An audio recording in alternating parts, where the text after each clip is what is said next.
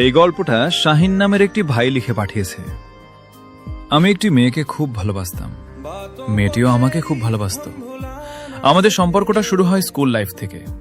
আমি যখন ক্লাস 10-এ পড়ি, মেয়েটি তখন ক্লাস 9-এ পড়ে।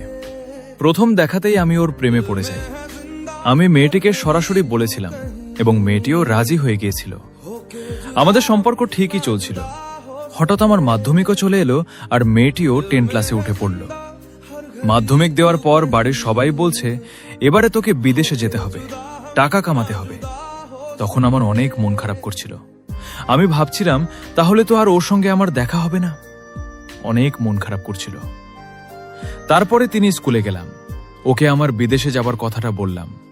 সেও বলো, ঠিক আছে তুমি যাও, তোমাকে তো যেতেই হবে কাজ করতে। মেয়েটি তখন বলল, আমি কাছে থেকেও তোমার, দূর থেকেও তোমার। কথাটা শুনে আমার চোখ দিয়ে জল চলে এলো।